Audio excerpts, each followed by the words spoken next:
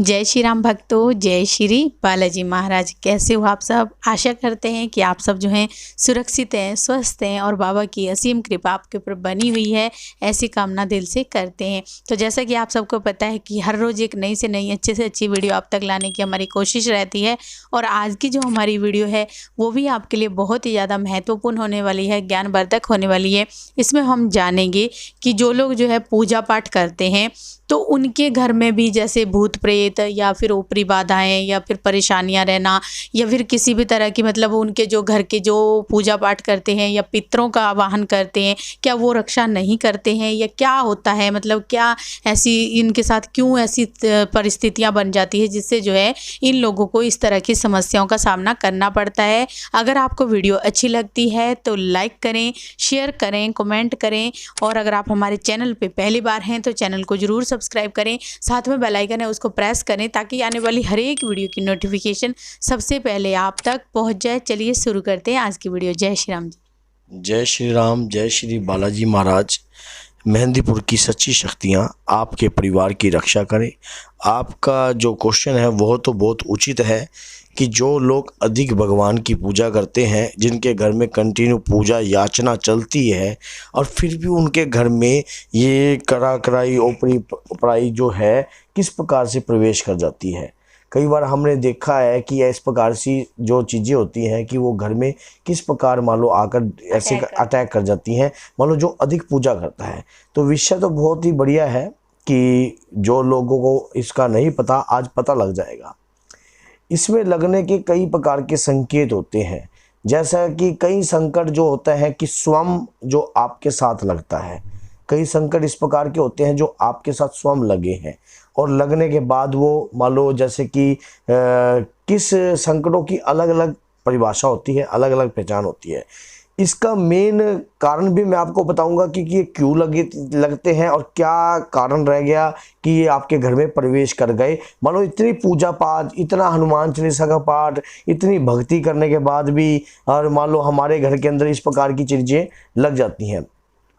तो इसके पीछे जो है, जो पीछे की जो गहराई है उसको समझना आप, जो मैं आपको बताऊंगा। ये जब लगती हैं चीज़ें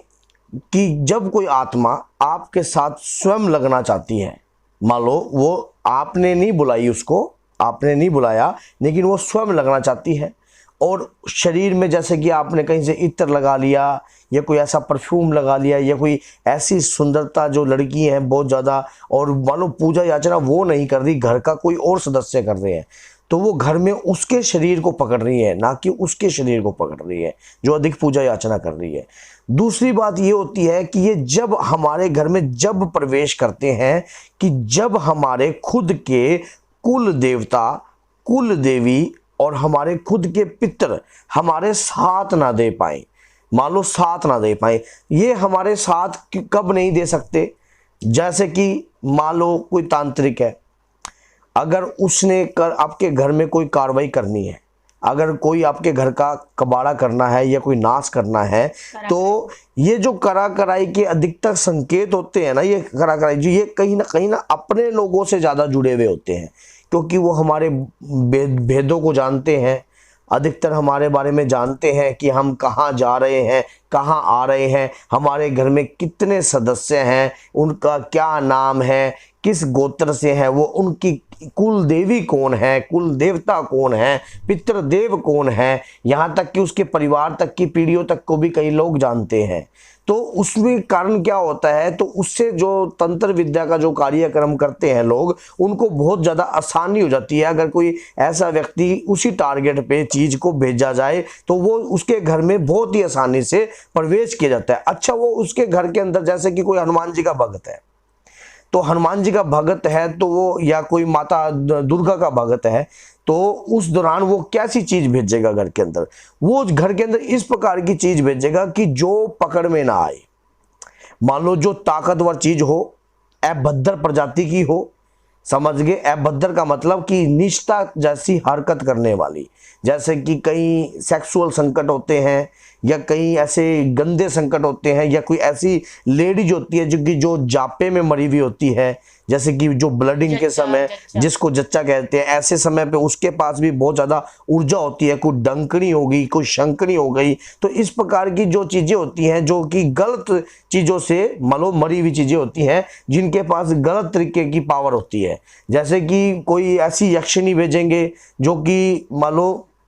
बहुत ही ज़्यादा भयंकर होगी और नीचे तबके की होगी, और वो क्या करेंगी, वो ढीठ होती हैं, उनके वो ना गंदगी, वो निचले के पार्ट में ज़्यादा वास करती हैं, तो उस घर से वो निकलती नहीं। उन्हें पता है कि हाँ भाई हनुमान जी की शक्तियाँ इनको छुएंगी नहीं, माँ दुर्गा की शक्तियाँ छुएंगी नहीं। लेकिन हाँ, इस प्रकार की ये नहीं है कि हनुमान जी की शक्ति छूती नहीं है, छूती है, लेकिन हनुमान जी के पंचमुखी रूप हैं, उनमें से जो कई रूप ऐसे हैं जो इन शक्तियों की काट करने के लिए बने हैं। ये नहीं है, उसमें माँ काली की शक्ति भी काम करेगी, शंकर भगवान की शक्ति भी काम करेगी, शंकर भगवान की जैसे कि ओघड़ शक्ति भी काम करेगी इसके अंदर। तो उसमें क्या ऐसी शक्तियां भी आपको वो रोकती है। अब फिर ये क्या करते हैं, तांत्रिक भेजता कैसे है कि अगर वो आपके क्या करेगा, आपके पितरों को बांध देगा,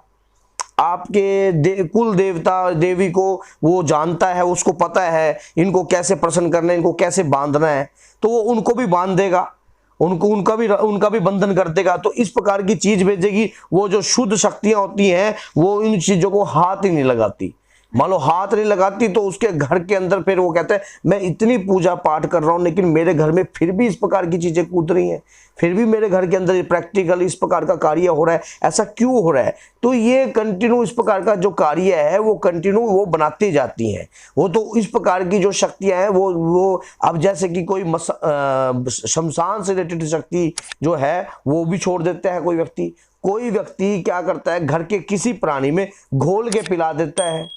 तो घोल के पिला के भेजी जाती है कहीं कहीं। तो इसमें क्या होता है कि जो हमारे खुद के जो कुल देवी और देवता होते हैं वो हमारी फिर रक्षा करने में वो नहीं करते, क्योंकि वो उन शक्तियों को हाथ नहीं लगाते। तो उसके लिए जो माँ काली की शक्ति कार्य करती है और माता शीतला की शक्ति काम करती है, और उसमें जो भी मान लो बहुत सारी जो माँ काली के अंदर कई रूप आते हैं, तो उन प्रकार की शक्तियां जो हैं इसमें काम करती हैं। लेकिन हनुमान जी की शक्ति भी उन चीज़ों को रोकती है।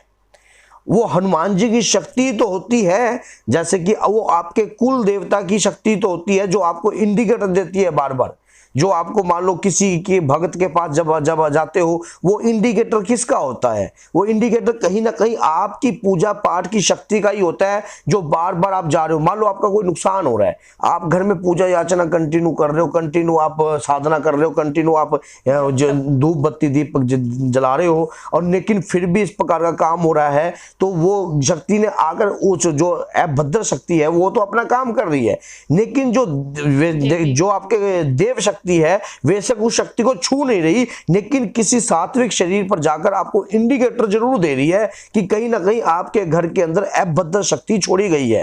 तो वो इंडिकेटर कौन दे रहा है, वो देव शक्ति जिससे जो जैसे कि जो आपके इष्ट की शक्ति होगी, या आपके कुल देवता की शक्ति होगी, या आपके पितृदेव, जैसे कि कई पितरों के अंदर एक देवता भी होते हैं जो काम करते हैं। ये नहीं है कि पितृदेव जो हमारे एक देव श्रेष्ठ योनि से हमें प्राप्त होते हैं, हम अपने उन देव पितृदेव को हमें क्या करना चाहिए, सबसे पहले हमारे जब भी हम पूजा याचना करते हैं तो हमें अपनी कुल देवी और कुल देवता का आह्वान कंटिन्यू रखना चाहिए अपने घर के अंदर, और अपने पितरों को भी मजबूत बनाना चाहिए, मजबूत सॉलिड, ताकि वो हर प्रकार की चीज़ों को झेलने के लायक होए। जब भी मान लो जब आपके पितर मजबूत होते हैं तो इस प्रकार की चीज़ें जो है घर में प्रवेश ही नहीं करती। मान लो इस प्रकार की चीज़ें घर में प्रवेश करने का रास्ता ही नहीं होता, क्योंकि वो पहले ही आपको उसको रोक देते हैं, उसी समय उसको दूर भगा देते हैं। लेकिन जो तंत्र विद्या से करी हुई चीज़ें होती है वो अभद्र मान लो गलत प्रकार की चीज़ें जो हैं आपके घर में प्रवेश करवाते हैं, ताकि हाँ भी उनको पता होता है, आपके अधिकतर उनको आपके घर का भेद पता होता है कि अभी इस व्यक्ति का क्या भेद है, इस व्यक्ति का क्या राज है, तो इस ये व्यक्ति का कैसे इसके ऊपर हम कराई कर सकते हैं। तो जो अधिक पूजा पाठ करते हैं, ये नहीं है कि उसकी पूजा व्यर्थ जा रही है, अगर चाहे वो हनुमान जी के भक्त हैं, चाहे वो माता दुर्गा के भक्त हैं, क्योंकि महाभारत के युद्ध में भगवान श्री कृष्ण ने स्पष्ट दिखाया है कि एक बार जरूर राक्षस, जैसे कि हाँ भाई, जब भीष्म पितामह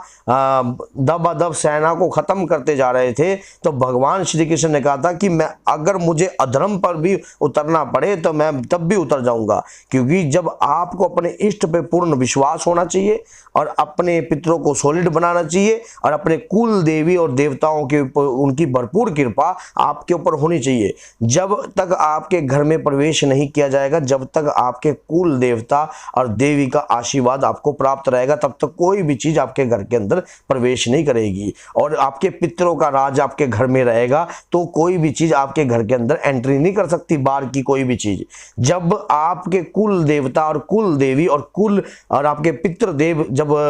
मान लो आपके घर के प्रति खुश नहीं होंगे या नाराज स्थिति में होंगे या बीमार स्थिति में होंगे या रोगग्रस्त स्थिति में होंगे, तभी कोई चीज आपके घर के अंदर एंटर कर सकती है। तो अपने कुल देवता को, आगे जो पितृपक्ष आ रहा है, मैंने आपको बताया है, अपने कुल देवता को भी मजबूत बनाइए और साथ में अपनी कुल देवी को भी मजबूत बनाइए और अपने पितृ देवों को भी आप पावर दीजिए, ताकि ऐसा कर्म कीजिए जिससे आपके पितरों का नाम हो और आपके पितर पूर्ण रूप से बलवान रहें। और कोई भी बाहर की चीज, मान लो पहले पितर उनसे सामना करे, फिर पितर के बाद आपकी कुल देवी देवता तक वो पहुंचे, तो उनको 100 बार सोच के पहुंचना चाहिए। तो ऐसे आपको पावर उनको प्रदान करनी है। तो मैंने ये बताया है कि आपको, कि बहुत से लोगों का मेरे पास जवाब कई बार इस प्रकार इसी बात पे क्वेश्चन कईयों ने किया मेरे से कि हम इतनी भक्ति भाव करते हैं जी, मैं कंटिन्यू सुंदरकांड का पाठ भी करती हूँ जी, लेकिन फिर भी हमारे घर में इस प्रकार के काम हो गए, ये कैसे हो गया जी। मुझे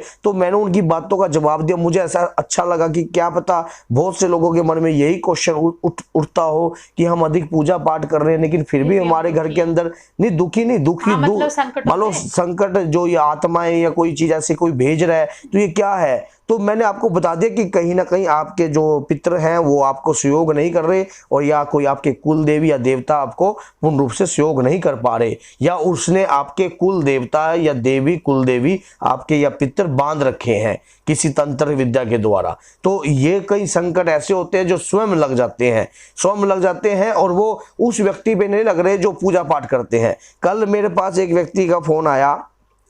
तो उन्होंने कहा कि मेरे ऊपर किसी ने कोई कार्रवाई की थी, तो कार्रवाई करने के बाद उन्होंने कहा कि उसने कार्रवाई तो मान लो मेरे ऊपर गई थी, लेकिन वो जो चीज़ थी वो मेरे ऊपर नहीं आ पाई, लेकिन वो कहीं ना कहीं मेरे परिवार में मेरे भाई को लग गई, तो मेरा भाई की जो जीवन लीला थी वो समाप्त हो गई। तो कभी मैं जिस तांत्रिक ने किया था, मैं कभी उसका मेरा आमना सामना हो गया, तो मैंने उससे वार्तालाप करती रही, तो उसने मेरे को तो पता नहीं था कि इसी ने मेरे परिवार के ऊपर इस प्रकार का वार किया। उसको मेरे विचार बहुत अच्छे लगे, लेकिन उसने मेरे को इस बात की वार्तालाप बता दी कि मेरे घर के अंदर मैंने फलाना इस तारीख को इस दिन और इस व्यक्ति ने तेरे घर के अंदर ये सामान मेरे को मान लो ये काम करने के लिए भेजा था। तो मेरे को नहीं पता था कि आप इतने अच्छे स्वभाव के हो। और तो आप सोच के देखो कि जो व्यक्ति हनुमान जी का भक्त था, जब वो चीज उसके ऊपर नहीं लगी और दूसरे पे लग गई। तो इस प्रकार से भी होता है, घर में पूजा याचना करने से ये नहीं है कि आपको चीज आपके ऊपर नहीं लग पा रही, तो पूजा याचना करने से आपका शरीर भी अंदर से जागृत होता है, अंदर से एक पूर्ण तरीके से आत्मा उदय होती है। आप जैसे कि कोई भी मंत्र का जाप कर रहे हो, कंटिन्यू जाप कर रहे हो, तो उस मंत्र में अपने आप ही ऊर्जा प्रभावित हो जाती है। तो भैया ये मैंने कुछ संकेत आपको बताए हैं कि जिनके घर में जिनके क्वेश्चन थे कि अभी हमारे घर में कोई नेगेटिव एनर्जी कैसे प्रवेश कर गई जब हम पूजा पाठ कर रहे हैं, तो इस तरीके से पूजा नेगेटिव एनर्जी प्रवेश कर जाती है जब आपके ये देवी देव जो आपके कुल के हैं, या कुल देवी कुल देवता या पितृ देव आपके मजबूत ना हो, या ये बंधन में हो, या फिर आपके घर के अंदर कोई ऐसा कार्य चल रहा हो जिसके कारण ये नाराजगी हो इनकी। तो भैया इनकी शक्तियों को बलवान बनाइए, ताकतवर बनाइए और कोई गंदे तबके की चीज़ें जो होती हैं वो छोड़ी जाती हैं, तब जाकर जो देव शक्ति है उनको भी एक बार पीछे रहना पड़ता है। लेकिन वो इंडिकेटर जरूर देते हैं, किसी चीज़ के आने से पहले संकेत जरूर देंगे आपको कि आपके घर के अंदर इस प्रकार की चीज़ें आ रही हैं। तो ये मैंने कुछ संकेत बताए हैं आपको। ये जरूर आपको सोचना चाहिए कि जिसके साथ हो रहा है वो अपने कमेंट बॉक्स में लिखिए। हम कमेंट सभी के रखते हैं। और भैया ऐसा होता है, देखो अधिक से लोग कॉल करते हैं ना, तो थोड़ी सी टाइम सीमा के अनुसार कॉल कीजिए। ये देखिए, मानो अभी टाइम नहीं है मेरे पास, तो और मान लो ये टाइम के अकॉर्डिंग कॉल नहीं आ रही, तो बहुत से लोग, कई व्यक्ति जो नाराज हैं, तो उनसे हम क्षमा मांगते हैं। भैया हम जितनी हमारी डिस्क्रिप्शन में नंबर है, वहां से हाँ वहाँ टाइम भी जरूर देखिए आप। देखो अगर आप नाजायज कॉल करोगे तो मुझे उस नंबर को व्हाट्सएप पे करना पड़ेगा, तो व्हाट्सएप पे करोगे तो बहुत लोगों का जो है सिस्टम खराब होगा, नुकसान होगा, क्योंकि बहुत लोग जो हैं बेनिफिट उठा रहे हैं हमारे से वार्तालाप करके, काफ़ी लोगों के काफ़ी बेनिफिट हुए हैं। तो इसी प्रकार से उस नंबर को हम व्हाट्सएप में कन्वर्ट कर देंगे, तो उससे आपको फिर नुकसान है। इसलिए टाइम सीमा वहाँ पर नंबर है, उसमें टाइम सीमा दे रखी है, उसके अकॉर्डिंग ही आप हमें फ़ोन कीजिए। और क्योंकि हमारी भी पर्सनल लाइफ है वो डिस्टर्बेंस में आती है, तो फिर हमारे को मजबूरन ये काम करना पड़ेगा। तो भैया जय श्री राम। हाँ, फोन हम सभी का उठाते हैं, फोन हम सभी का उठाते हैं। हमारा किसी से कोई वैर नहीं है कि हम किसी का, कोई हमारे को, कई एक व्यक्ति ने लिख दिया, गुरुजी आप फोन तो उठाते नहीं हो, फोन तो उठाते नहीं हो, फोन तो उठाते। अरे भैया एक बात बता, फोन आपका बिजी जाता है, बिजी जाता है, बिजी। अब एक आदमी इतने लोगों को अटेंड करेगा तो उसका बोलते बोलते मुंह में से थूक भी तो सूख जाएगा। तो आप सोच के देखिए। तो टाइम सीमा के अनुसार, जितना टाइम सीमा दे रखी है, अगर वेटिंग आ रही है तो 2 मिनट रुक कर आप मिलाते रहिए, आपका फोन मिल जाएगा। ये दूसरे नंबर से आया है, देखो अभी मेरी वार्तालाप में, ऐसे रोज चलते हैं ये, डेली जब वीडियो शूट होती है तब भी चलते हैं। तो रिक्वेस्ट है, तभी आपसे रिक्वेस्ट कर रहा हूं कि फोन टाइम सीमा के अनुसार करना है। जय श्री राम।